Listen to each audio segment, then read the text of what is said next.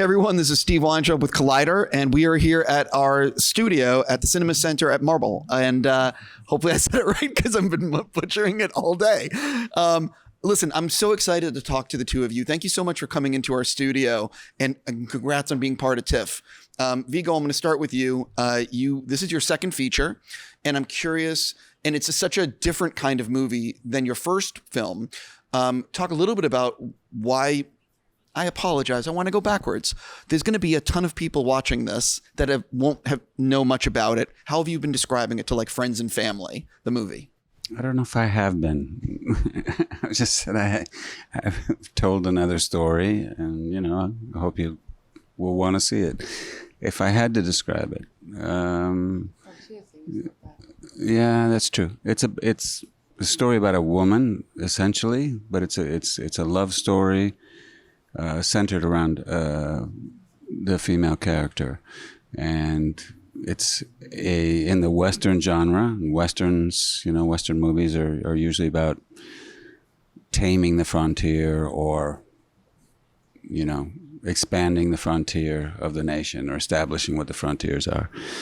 And I thought that would be a perfect setting in which to tell a story that's essentially about a woman who is creating new frontiers just by being herself. I definitely want to ask you, this had to have been for you like a fantastic script when you read it, just because your character is so three-dimensional and goes through so much and is funny and adventurous. Like, talk a little bit about what it was like reading the script, and was it an immediate yes? Yes. It was a yes before even. I had I don't know, it sounds crazy, but it's true. I was in the desert of Arizona thinking suddenly, okay, if there's anything I would like to do, it would be a Western. And I saw myself on a horse. And the same week, I get an email by my French agent that Mr. Viggo Mortensen would like to talk to me, which was already cool. But I didn't know what for. And then it was this script. And it was a Western, which was crazy because just before I had thought about that. And then I read the script. And as you say, that was easy to say yes, because it was a very complex story of a woman. It was full of themes and des sujets, like topics that I, as a woman, want to talk about, that I think are important to talk about. I thought it was an interesting setting in the Western society, which seems to me like the most basic construction of society that we still have. We are still constructing society in the same way, but that's when they started inventing it in a way. Oh, we need someone to have this little shop, and then one does the thing, and then and the roles were given to people, and the role of the woman. And so I thought that would be an interesting setting for it, yeah. One of the things that I enjoyed the most out of the film were just the relationship between the two of you and the sparse but yet funny and unusual dialogue. How much was that in your script, and how much was that found on set? Well, it was in there. It wasn't like we were improvising the script. We stuck to the script, but it's one thing to write something and have a certain idea of where it can go, and you hope maybe there'll be some lightness sometimes, but it's not until someone is actually playing, say, the role of Vivienne, where you see the possibilities. I mean, this is the character of Vivienne. I thought this is a woman who, yes, she's vulnerable, but she's also very strong, sometimes stubborn, very much her own person. Not someone who's particularly vain, who just sees a way she wants to be or something she wants to do, and she just does it regardless of what the constraints are. I needed someone ideally who was as potentially unconventional and brave as the character, and I couldn't imagine anybody better than Vicky. So I was hoping that you would want to do trouble. it. No. I mean, I knew that if you said yes, I had a feeling that it would also be trouble. But trouble is good for this kind of work, And it's like, and sometimes people they like to put things in a category. Okay, it's a feminist Western. I never said that, but the idea of feminine, masculine, it's a complex thing. More and more so these days, people talk about it more openly. But, sometimes a man can be very feminine and a woman can be more masculine in their approach to a certain problem or a discussion. And you see that in our characters. They fluctuate, It's like even after their first night together, she's like, wow, that was fun. But now in the light of day, he seems like an idiot. And so one of the first questions she says, so when are you leaving? And he's like, who says I'm leaving? And he smiles and she thinks, oh, maybe he does have some balls. Okay, maybe it's interesting. Maybe I can get to know him a little bit more before I completely kick him out, So I like this back and forth, Sometimes one is stronger than the other. And there's a kind of a tug of war. One of the things that I also enjoyed was the non-linear structure of the film. And I'm curious, was that always in the script? And when you were in the editing room, did you try a version where it wasn't as non-linear, where it was more, do you know what I mean? Because sometimes you can write it and it might not work. Right. So I'm just curious what you discovered. You know what I mean? Yeah. Well, it's a challenge when you write it that way. I mean, I did that with the first movie I directed also. In a sense, they're both more like novels in a way. And there are benefits to that potentially where, for example, in The Dead Don't Hurt, there are characters that you see at the beginning die, but then you get to see them in past scenes as it goes along, whether it's Wilkins or whether it's Kendall, and you get to know them and you think, oh, wow. Or an advantage is, for example, there's a scene, I don't think this gives away too much, where Weston, played by Solly McLeod, who's our villain, who's really great, he comes to pay her a visit on a beautiful Sunday, morning, and she's in the garden working, and he's coming, he's very polite and gentlemanly. And she has an instinct. She sees him coming, and there's a look on her face that's really great. You can't explain that, how that's acted. And there's just a feeling there. Something's off, but then he's kind of charming. But the audience already knows that he's not a good guy. And they're thinking, no, don't talk to him. She's alone with this guy. So there's an advantage to that kind of structure. And like you say, when you get in the editing room, sometimes it's like, wow, that's a mess. I don't know. I did think about it. At one point I was struggling with, especially the first third of the movie, because that's the crucial establishing who she is, where she comes from. How do we do that? I don't know if it's going to work as scripted or not.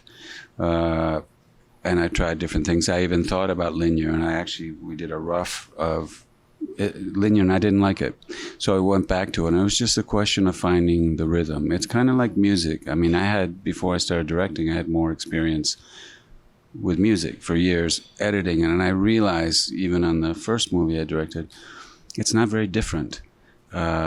Editing music, it's about finding the right rhythm. Okay, that's too many notes. Take that one away. Now it goes, that's the transition. Boom, boom, boom, boom. The beat is that.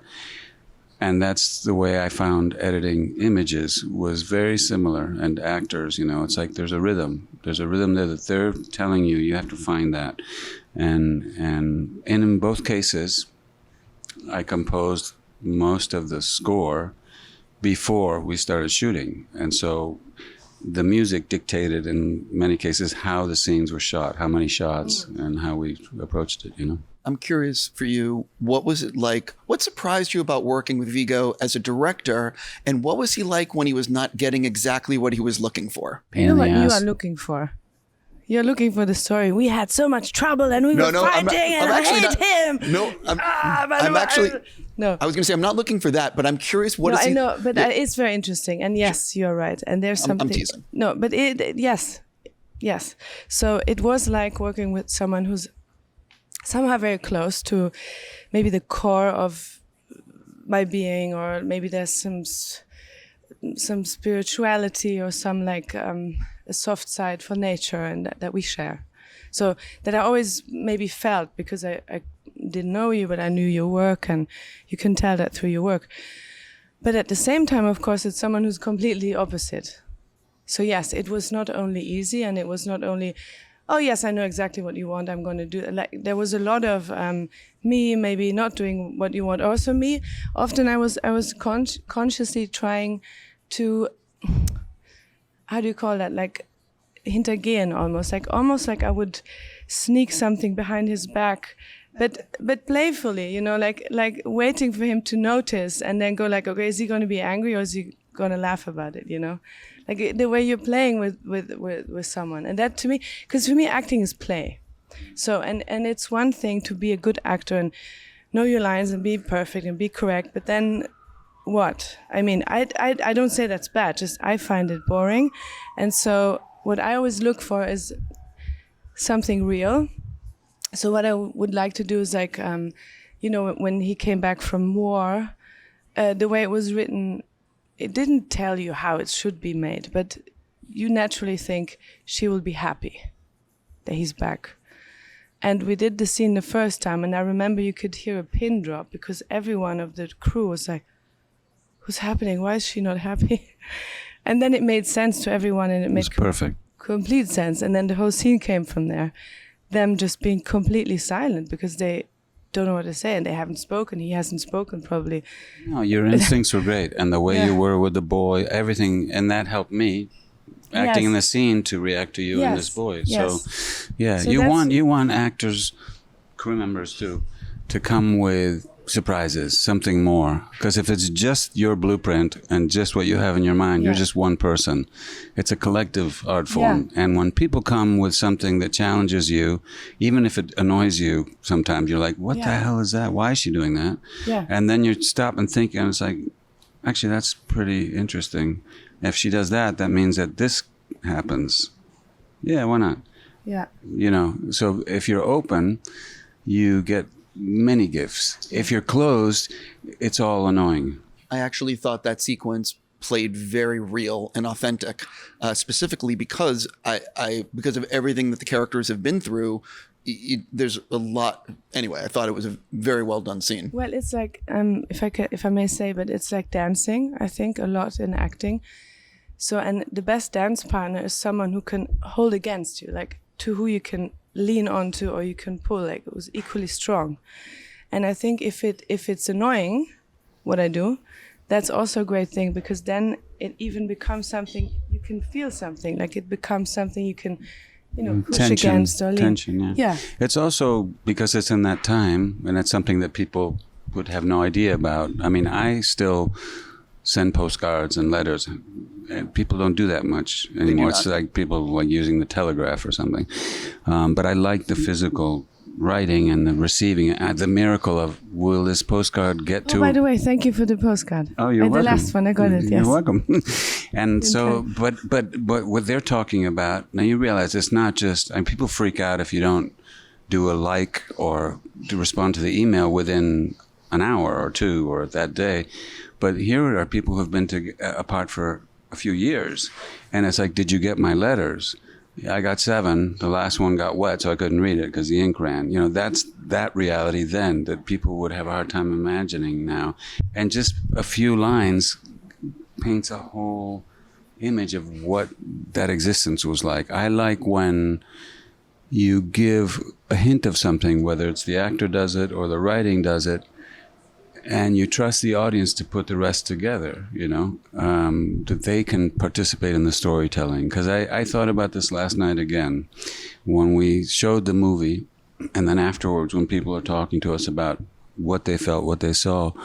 Once you've shown it, it's not your movie anymore. It's their movie, and they decided what it's about. And especially if you leave gaps and you have a challenging structure, they know what your past is for themselves in a different way than we could imagine sometimes. And I think that's great. Yeah, I also appreciated that it was an unconventional Western because I've seen so many Westerns, and this, I love movies where I don't know where it's all going to go. You know what I mean? And the nonlinear structure and the fact that it's not about, it's about two. Anyway, I really enjoyed it. It's not about a guy going to war. It's about the person who doesn't go to war. What happens there? That's not what you usually see, 100%. Because I'm just about out of time. I am curious, from when you started writing the script to what people see on screen, how much is it what you originally imagined? Like, how much did you find in the writing, if you know what I mean? Like along the way that became the movie, and how much were you thinking about, this is where I want to go? It's, if you allow it, it's always writing as you go along. It's, you write it, you have the idea, you write it, you rewrite it, someone reads it, they react to it, they say, I'll do it. Then you start thinking of it in a new way. Then you start to see them doing it and other people doing it. And then the cinematographer comes in with his point of view, and the costume designer and the production, et cetera, et cetera. The By the way, climate. in this case, the cinematographer almost defines the writing, like the way, I saw that yesterday, the way he films me in certain moments and chooses of what to see and how not to. It's almost like he's looking after Vivienne. It's like the camera cares for Vivienne, looks after Vivienne, tries to protect her. And this continues in the editing. You keep Yeah. writing and you keep finding ways, like whether it's the structure or which shots to show of Vivienne, for example, how she reacts. Do we see her or do we just hear her react sometimes, Completely. Listen, I could ask you a million other questions, but you have to do another interview, and I do too. So I'm just going to say a sincere congratulations, and I look forward to whatever you're going to write and direct next. Congratulations on your performance, and congrats for being a part of TIFF. Thank you. Thank you for tuning in. Look for more interviews on Collider soon.